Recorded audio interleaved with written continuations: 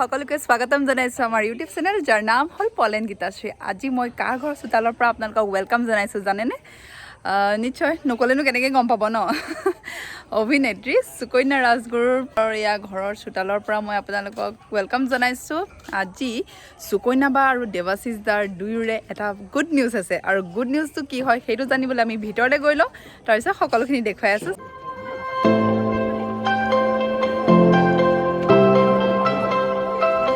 ফটোখন দেখি কিবা এটা ধৰিব পাৰিছেনে? নিশ্চয় নাই পৰা চাগে ন। সুকন্যা বা মাক হ'বলৈ ওলাইছে আৰু দেৱাশিষ দাৰ দেউতাক দুয়ো পিতৃ মাতৃ হ'বলৈ ওলাইছে আৰু নতুন এটা জীৱন পাবলৈ গৈছে।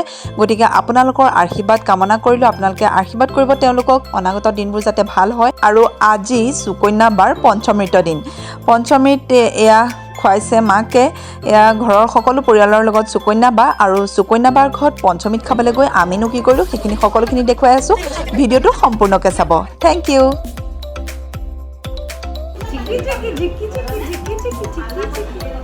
এটা কোন হয়? দিৱালী লাগিছে না ইয়াৰ? এয়া ধনতেৰাছ। এটা ধনতেৰাছত দিছে মাকে বাপেকে।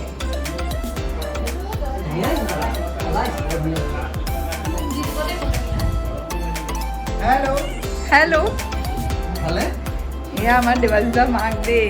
মা এয়া কিবা এটা কৈ দিওঁ। গীতাশ্ৰী চেনেলটো সাবস্ক্ৰাইব কৰিব ঠিক আছে, গীতাশ্ৰী চেনেলটো সাবস্ক্ৰাইব কৰিব।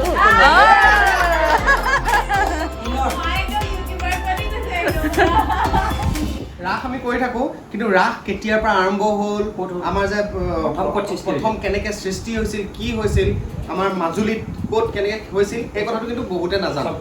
আমি ৰাস ভাওনা কৰি থকা মানুহ হ'লেও আমি নাজানো, কিন্তু এতিয়া আমি এটা তথ্য পাইছোঁ, আপোনালোকলৈ আগবঢ়াইছোঁ গীতাশ্ৰী আৰু পলৰ চেনেলটোৰ সহায়েৰে।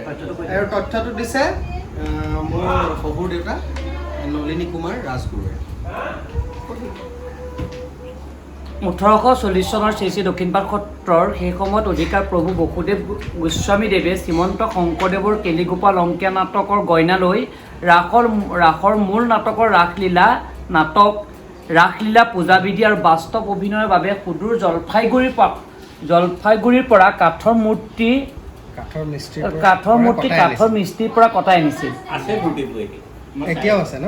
প্ৰভু ঈশ্বৰে মহাৰাসৰ নাটক লিখি তাত গীতৰ সুৰ আৰু অভিনয়ৰ কলাও সুন্দৰভাৱে দিছিল। মহাৰাসৰ এই নাটকত সমানে সমানে পূজাৰ কাম, গীত পৰিৱেশন আৰু অভিনয় বৰ্তমানেও অব্যাহত আছে। দৰ্শকে গীত মাত অভিনয় উপভোগ কৰি যাওঁতে চকু মুদি থাকিলেও চকুৰ আগত গীত কাণেৰে শুনি সুন্দৰভাৱে অভিনয় উপলব্ধি কৰি যাব পাৰে। সেইবাবে মাজুলীৰ সত্ৰীয়া উৎসৱৰ পিতা হিচাপে শ্ৰী শ্ৰী বসুদেৱ গোস্বামী নাম নিশ্চিত ল'ব লাগিব।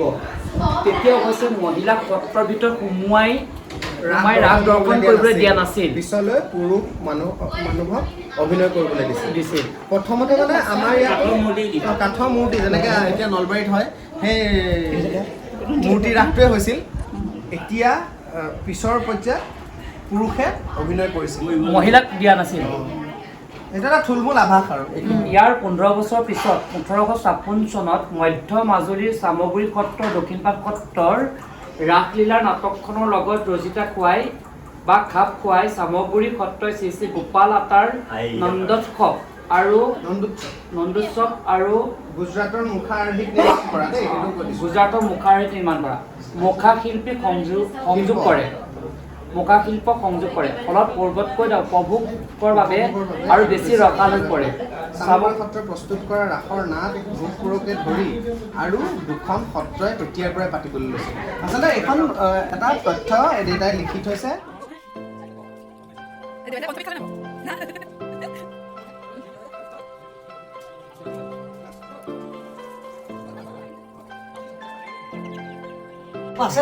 সুকন্যা বাৰ এয়া পঞ্চমীত খাবলৈ আহি পেলাই ইহঁতৰ উৎপাত চক। গোটেই গালে বিচনাত বহি লৈ উৎপাত মানে। কিবা এটা কৈ দিয়া আৰু মোৰ চেনেলটো হয়।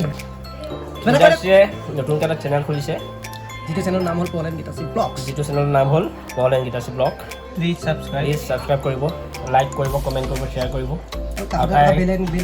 বেল আইকনটো টিপি দিব আৰু লগতে তাইক আগবঢ়াই লৈ যাব। ধন্যবাদ। Thank you. সেইফালে পল এণ্ড গীতাশ্ৰীৰ ব্লগৰ কাৰণেও শ্বুট চলি আছে আৰু আপোনালোকেও চাই থাকক মানে চব একেলগে মিক্স কৰি দিছোঁ কেমেৰা পলাই ধৰিছে এতিয়া কথা হ'ল কি কৰিব আপুনি সেইবিলাক কৈ লাভ নাই কিবা মানে এটা কোৱাক নতুন চেনেল খুলিছে জিটি কৈ থাকিম তেনেকে পইচা ঘটি থাকিব সেইটোতো হ'ব নোৱাৰে ন এইবিলাক নচলিব এতিয়া মূল কথা খবৰটোৰ কাৰণে আচলতে কিছুদিন অপেক্ষা কৰক সকলো কথা ভগৱানৰ ওপৰত কিছুমান কথা থাকে সেইকাৰণে সকলো কথা বিৱৰি ক'ব খোজা নাই সকলোৱে লাহে লাহে চব গম পায় আচ্ছা আৰু সেইফালে কামখিনি আৰু পলে কিবা কিবি কমেণ্ট্ৰি কৰি আছে মই সেইটো আপোনালোকক এইফালে এয়া সুকন্যা বা ব্লগৰ কাৰণে গতিকে যিসকলে এতিয়াও মোৰ চেনেলটো ছাবস্ক্ৰাইব কৰা নাই তেওঁলোকে প্লিজ মোৰ চেনেলটো ছাবস্ক্ৰাইব কৰি কাষতে থকা বেল আইকনটো প্ৰেছ কৰি অল কৰি দিব তেতিয়া আপোনালোকে মোৰ নতুন নতুন ভিডিঅ'বোৰ নটিফিকেশ্যনত পাই থাকিব ঠিক আছে তেতিয়াহ'লে নেক্সট অন্য এটি ব্লগৰ সৈতে লগ পোৱাৰ প্ৰতিশ্ৰুতি আজিলৈ বাই বাই